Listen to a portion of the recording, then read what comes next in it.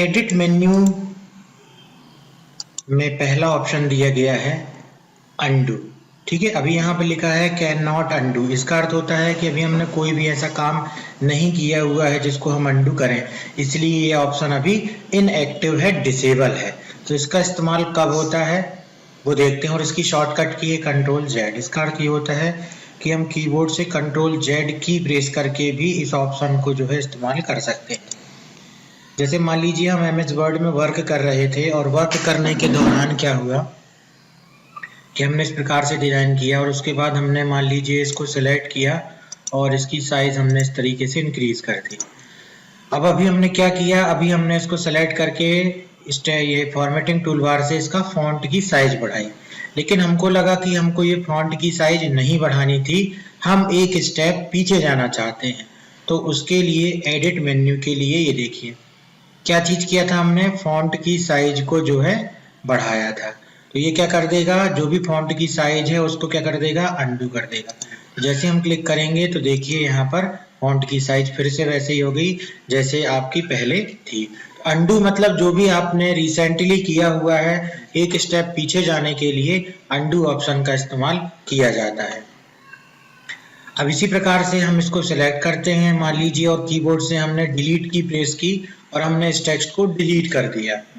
अब हमको लगता है कि इस टेक्स्ट को हमको डिलीट नहीं करना था, फिर से हम वापस लाना चाहते हैं, तो उसके लिए हम एडिट मेन्यू में जाते हैं। तो देखिए अब अनडू फॉन्ट की जगह यहाँ पर आ गया क्लियर, मतलब जो भी क्लियर ऑप्शन है उसको क्या करेगा, जो क्लियर हमने किया हुआ है, जो टेक्स्ट को हमने डिलीट किया हुआ है उसको क्या कर देगा, ये अनडू कर देगा। तो जैसे हम इस पर क्लिक करेंगे तो फिर से वापस आ जाएगा। तो किसी भी चीज को, जैसे हमने 3 चीज किया, साइज बदला, डिलीट करना सीखा। मान लीजिए हम फॉन्ट बदल देते हैं, इसको हमने सेलेक्ट किया, यहाँ पे गए और इस समय हमने इसका फॉन्ट ये कर दिया, लेकिन हमें इसका फॉन्ट ये नहीं करना था। हम एक स्टेप यदि पीछे जाना चाहते हैं तो एडिट में आएंगे, तो ये देखो यहाँ पर लिख रहा है अनडू फॉन्ट, मतलब अभी आपने फॉन्ट बदला हुआ है तो उसको आप अनडू करना चाहते हैं। तो जैसे हम इस पर क्लिक करेंगे तो देखो फॉन्ट हमारा फिर से वैसे ही हो जाएगा। तो जो भी आप एमएस वर्ड में काम कर रहे हो, चाहे डिलीट करो, चाहे फॉन्ट की साइज बदलो, चाहे फॉन्ट का आप जो है बोल्ड इटैलिक करो या कलर बदलो, एक स्टेप पीछे जाने के लिए आप किसका इस्तेमाल कर सकते हैं, अनडू का। इसी प्रकार से जो भी आपने किया हुआ है, अगर आपने अनडू कर दिया और फिर से आप उसे अप्लाई करना चाहते हैं, तो देखो जैसे अभी हमने आखिरी लास्ट टाइम में क्या किया था, फॉन्ट को बदला था, फिर अनडू करके फॉन्ट को वैसे ही कर दिया था, लेकिन अब हमें लगा नहीं वो फॉन्ट फिर से हमको वैसे ही करना है, तो रीडू ऑप्शन पर हम क्लिक कर देंगे। जैसे हम रीडू ऑप्शन पर क्लिक करेंगे फिर से हमारा फॉन्ट जो है इसी प्रकार से हो जाएगा। तो ये किस ऑप्शन के द्वारा होता है, रीडू ऑप्शन के द्वारा होता है। यही काम हम कंट्रोल जेड से अनडू को और रीडू को कंट्रोल वाई से कर सकते हैं।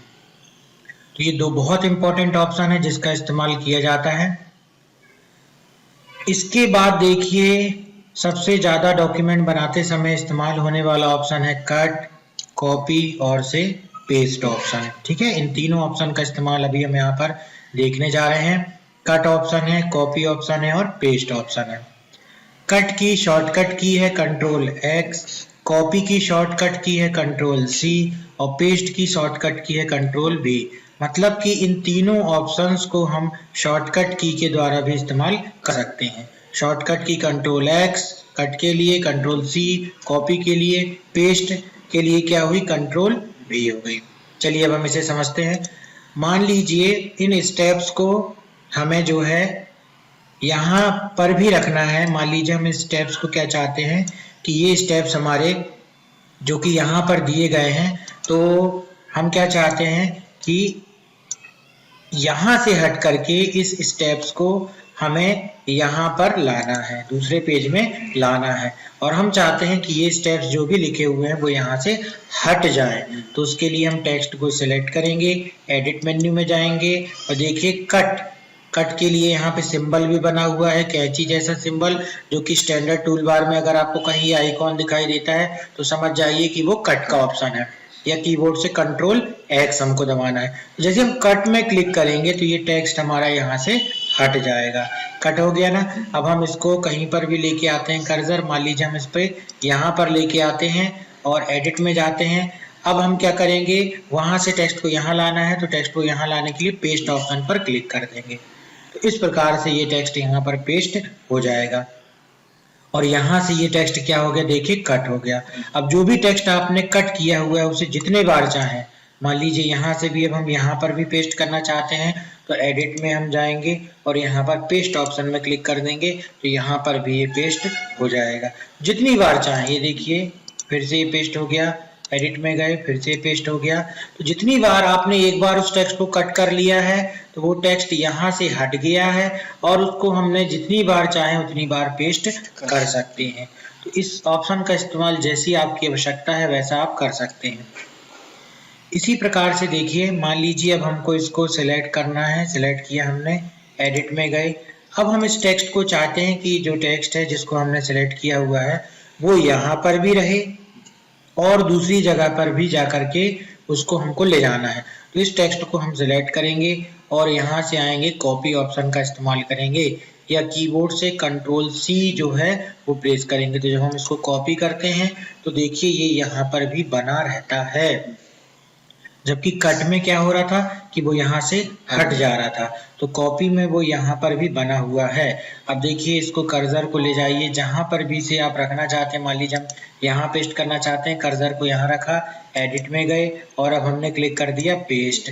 तो सेम वैसा ही टेक्स्ट जो है यहाँ पर पेस्ट हो गया है। ये देखिए यहाँ पर भी है ये और यहाँ पर भी ले जाकर के हमने पेस्ट कर दिया है। फिर से यदि आप एडिट में जाएंगे और पेस्ट ऑप्शन पे क्लिक करेंगे तो फिर से ये टेक्स्ट वैसा ही पेस्ट हो जाएगा। फिर से यदि आप पेस्ट करेंगे या कीबोर्ड से Ctrl+V की प्रेस करेंगे तब भी ये जो है टेक्स्ट वैसा पेस्ट हो जाएगा।